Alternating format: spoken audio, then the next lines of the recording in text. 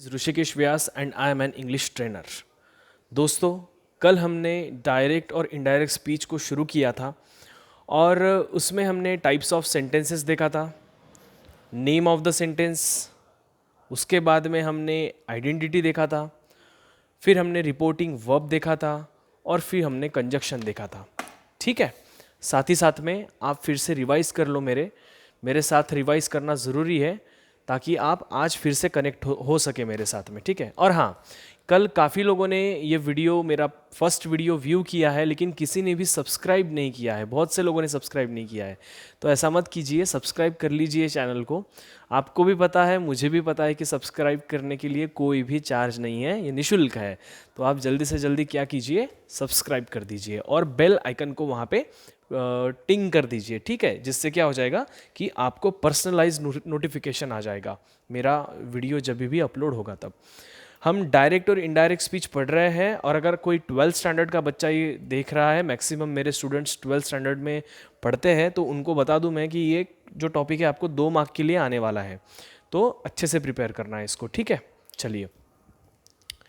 तो कल हमने 2 सेंटेंसेस पढ़े थे, जिसमें एक था असर्टिव सेंटेंस और एक था इंटरोगेटिव सेंटेंस। उसमें हमने उसका आइडेंटिटी भी देखा, उसका रिपोर्टिंग वर्ब भी देखा, उसका कंजक्शन भी देखा, है ना। और बोला था मैंने कल कि आज मैं आप लोगों के सामने इम्पेरेटिव और एक्सक्लामेटरी ऐसे 2 सेंटेंसेस लाने वाला हूँ। तो चलिए स्टार्ट करते हैं। नेम ऑफ द सेंटेंस आज है हमारा जो नेक्स्ट है, वो है इम्पेरेटिव सेंटेंस। कौन सा है? Imperative sentence. आपको पता है ये सेंटेंसेस कितने कारगर है? अगर आप ये सेंटेंसेस के ऊपर अगर आप पकड़ते हो ना, तो आपको स्पीकिंग, इंग्लिश स्पीकिंग में भी बहुत ज़्यादा मदद होती है। जैसे इम्पेरेटिव सेंटेंस यानी क्या? इम्पेरेटिव सेंटेंस में क्या आती है पता है आप सबको? जितनी भी आज्ञा रहती है वो पूरी आज्ञा इसके अंदर आती है। आज्ञा वाला सेंटेंस होता है ये। जैसे कि तुमको किसी को कोई ऑर्डर देना है, या फिर तुमको किसी को बताना है कि तू फैन बंद कर देना। ठीक है, तू फैन बंद कर देना सिंपली बोला है तुमने। अगर तुमको बोलना है कि फैन बंद कर दे, so it is an order. अगर तुमको बोलना है कि प्लीज़ फैन बंद कर दे, तो ये एक मेरी रिक्वेस्ट हो गई, है ना। ऐसे आप अलग अलग मूड्स में जो भी आप पोलाइटली बोल रहे हैं, या तो फिर ऑर्डर में बोल रहे हैं, रिक्वेस्ट में बोल रहे हैं, बेग बोल रहे हैं, बेग में बोल रहे हैं, कमांड दे रहे हैं, ये जो भी आज्ञा आती है, ये आज्ञा जिस सेंटेंस में बोली जाती है इंग्लिश में, वो सेंटेंस है मेरे भाई इम्पेरेटिव सेंटेंस। अब से ये बात को याद रखना। अब बोलना कैसे है आपको? कोई भी आज्ञा अगर बोलना है, देना है किसी को ऑर्डर, तो कैसे देंगे? सोचो। सिंपली, आप लोगों को अगर नहीं आता है तो सिंपली याद रखो कि तुमको आइडेंटिटी, इसकी पहचान क्या है, कैसे लिखना है इसको, ये सेंटेंसेस बनते कैसे हैं। तो ये सेंटेंसेस आपके शुरुआत में एक तो लेट आके बनते हैं, शुरुआत में लेट आ सकता है इसके, या फिर इसकी शुरुआत में V1 आ सकता है। दोनों में से एक तो लेट आ जाएगा पहले, या तो V1 आ जाएगा, और फिर इसके अंदर जो भी ऑब्जेक्ट है या फिर जो भी उसकी जो अगली इंफॉर्मेशन है वो भी आएगी, और एंड में क्या आ जाएगा? फुल स्टॉप आ जाएगा। क्या आ जाएगा? Full stop. और ये पूरे के पूरा सेंटेंस जो है ये कॉमा इंटू इन्वर्टेड कॉमाज में आएगा। ये तो मैंने आपको पहले से ही पढ़ा के रखा है कि कॉमा इंटू इन्वर्टेड कॉमाज इसके अंदर आता है डायरेक्ट स्पीच के अंदर। ये सब क्या है? Direct speech. डायरेक्ट स्पीच के अंदर ये होने वाला है। हमको करना क्या है?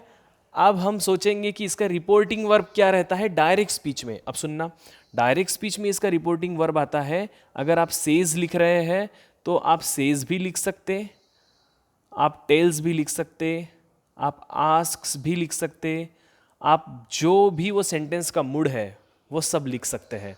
मैंने अभी आपको बोला कि आज्ञा या फिर कोई भी प्रकार की कमांड अगर आप देते हैं तो वो कोई भी रह सकती है। वो आप सिंपली बोल भी सकते हो। सिंपली बोलने के लिए सेज बोलेंगे। टेल्स यानी ये भी बोलना ही हुआ, लेकिन टेल्स कब बोलेंगे? जब 2 लोगों के बीच में कम्युनिकेशन चल रहा है, फर्स्ट और सेकंड, तो टेल्स, तब टेल नाम की चीज आती है। और आस्क कब बोलेंगे? अगर क्वेश्चन पूछने का भाव है वाक्य में, जिसकी शुरुआत V1 से है या लेट से है, तो आप आस्क भी बोल सकते हैं। अब डिपेंड करेगा कि सेंटेंस का मूड क्या बता रहा है। ठीक है, अब देखो, सेज का हो गया।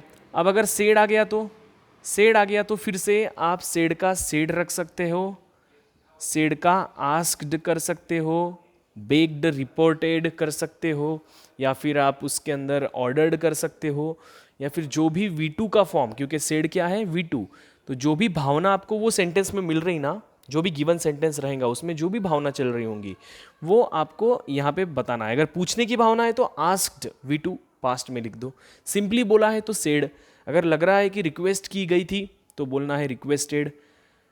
वैसे ही मेरे दोस्त अगर सेड टू आ गया तो क्या करेंगे, तो सेड टू के अंदर आपको करना है, एक तो सिंपली आप अगर सादी बात हो रही है तो टोल्ड बोल सकते हैं, जैसे आपने असर्टिव में सीखा है ये। सेड टू का टोल्ड भी कर सकते हैं इसमें, और इसमें आप लिख सकते हैं आस्क्ड, अगर आपको लग रहा है कि सेंटेंस की भावना पूछने वाली है। सेंटेंस की भावना अगर रिक्वेस्ट वाली है तो रिक्वेस्टेड भी लिख सकते हैं। भीख मांगने की कोई चीज़ लग रही है उसमें तो बेक्ड लिख सकते हैं। लग रहा है कि ये सेंटेंस के अंदर कोई भी अलग अलग प्रकार की भावनाएं जब आती है, कोई रूडली बोल रहा है कि नहीं, तो वो जो भी आपको लगता है वो आप इसके अंदर लिख सकते हैं। बहुत सारी चीज़ें लिख सकते हैं, टोल्ड हो गया, आस्क्ड हो गया, रिक्वेस्टेड हो गया, बेग्ड हो गया, ऑर्डर्ड हो गया। अगर किसी ने ऑर्डर दिया हुआ लग रहा है तो आप ऑर्डर्ड भी लिख सकते हैं। ऐसे बहुत सारी चीज़ें हैं। ओके, नॉट लास्ट, अभी सुनना इसके अंदर अगला आपको कंजक्शन सुनना है इसका, ठीक है। कंजक्शन के अंदर क्या आएगा अभी इसके, तो मेरे भाई इंपेरेटिव सेंटेंस का जो कंजक्शन आने वाला है वो क्या रहेगा। कंजक्शन, कंजक्शन मीन्स कि जो एक ही सेंटेंस में दो सेंटेंस रहते हैं, है ना। जैसे I said comma into inverted comma, I am going to Ram's home. तो ये आई सेड और I am going to Ram's home, ये दोनों को जोड़ने के लिए जो एक कंजक्शन यूज करेंगे वो उसको अपन कंजक्शन बोलते हैं। ये हमने कल सीखा था। तो अब कौन सा कंजक्शन आप इंपेरेटिव सेंटेंस के अंदर यूज करेंगे, तो यूज करना है आपको एक कंजक्शन जो छोटा सा है, याद रखना है, भूल जाते हैं बच्चे, इंपेरेटिव सेंटेंस का कंजक्शन याद ही नहीं रहता किसी को। तो वो है बेटा टू। बोलो मेरे पीछे एक बार और लिख लो अपने रजिस्टर में, लिख रहे होगे साथ साथ में, कॉपी कर रहे होगे, ऐसी अपेक्षा है, ठीक है। तो यहाँ आएगा बेटा वो टू, क्या आएगा, टू, TO2। तो टू से क्या हो जाता है, वो सेंटेंस जॉइन हो जाता है, कंजक्ट हो जाता है नहीं। और अभी हम साथ ही साथ में देख लेते हैं फोर्थ नंबर का एक्सक्लामेटरी। छोटा सा है, इतना एक्सप्लेन नहीं करना पड़ेगा, जल्दी खत्म हो जाएगा। एक्सक्लामेटरी सेंटेंस, अब एक्सक्लामेटरी सेंटेंस बताने के बाद ये वीडियो यहीं ख़त्म कर देंगे, फिर एक एक टॉपिक को लेके अपन डिटेल में क्वेश्चंस देखेंगे उसके। एक्सक्लामेटरी सेंटेंस का मीनिंग होता है जो भी आपके एक्सप्रेशंस रहते हैं, जैसे आप अवाक हो जाते हो, कभी आप डर जाते हो, कभी आप हंस लेते हो, कभी आप हैप्पी हो जाते हो, कभी सैड हो जाते हो। तो एक्सक्लामेटरी मीन्स उद्गार, उसके अंदर जितने भी एक्सप्रेशंस हैं आपके वो दिख सकते हैं। कैसे लिखेंगे सेंटेंसेस को, ये सेंटेंसेस को लिखने के लिए कॉमा इनटू इन्वर्टेड कॉमा में शुरू कर दो व्हाट से या तो हाउ से। कहाँ से, व्हाट या हाउ से शुरू कर दो और एंड कर दो इसको एक्सक्लामेशन साइन के साथ। कहाँ से एंड करना है, एक्सक्लामेशन साइन के साथ में इसको एंड कर देना है, ठीक है। और इसका रिपोर्टिंग वर्ब क्या रहेगा, इसमें अगर सेड आता है या सेड टू आता है, दोनों में भी आपको क्या लिखना है, एक्सक्लेम्ड लिखना है। क्या लिखना है, एक्सक्लेम्ड, ठीक है, क्योंकि ये पास्ट में है सेड और सेड टू। तो इसका क्या होगा, रिपोर्टिंग वर्ब एक्सक्लेम्ड। और इसका कंजक्शन क्या होगा मेरे भाई, ज़रा सोचो, दो चीज़ों को जोड़ने के लिए एक्सक्लामेटरी सेंटेंस में क्या यूज़ करोगे आप, दो सेंटेंस को जोड़ने के लिए, एनी आइडिया, नहीं, ठीक है, मैं बता देता हूँ। इसमें आपको दोनों को जोड़ने के लिए यूज़ करना है दैट। जो आपने एक असर्टिव सेंटेंस में, पहले सेंटेंस में जो आपने यूज़ किया था, वही आपको यहाँ पर भी यूज़ करना है। क्या करना है, दैट। तो ठीक है, अभी आपके पूरे इंट्रोडक्शन कंप्लीट हुए। काय काय के इंट्रोडक्शन, किस चीज़ के introduction, assertive sentence, interrogative sentence, imperative sentence और एक्सक्लामेटरी सेंटेंसेस के नेम्स, आइडेंटिटी, रिपोर्टिंग वर्ब्स और कंजक्शन हमने सब पढ़ लिया है।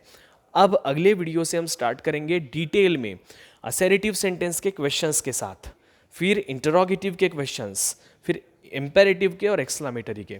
एक एक वीडियो 5-7 मिनट के हैं, अगर आप देख लेते हो तो आपका डायरेक्ट इनडायरेक्ट स्पीच जो है अच्छा हो जाएगा, आपको एग्जाम पॉइंट ऑफ व्यू से मदद हो जाएगी। ठीक है, अगर आपको कोई भी इंक्वायरी है, कोई भी आपको डाउट है तो आप कमेंट बॉक्स में लिखो और प्लीज़ सब्सक्राइब कर लो और दोस्तों में भी शेयर कर दो अगर आप लोगों को अच्छा लगे तो। ठीक है, तो आज के लिए थैंक यू सो मच।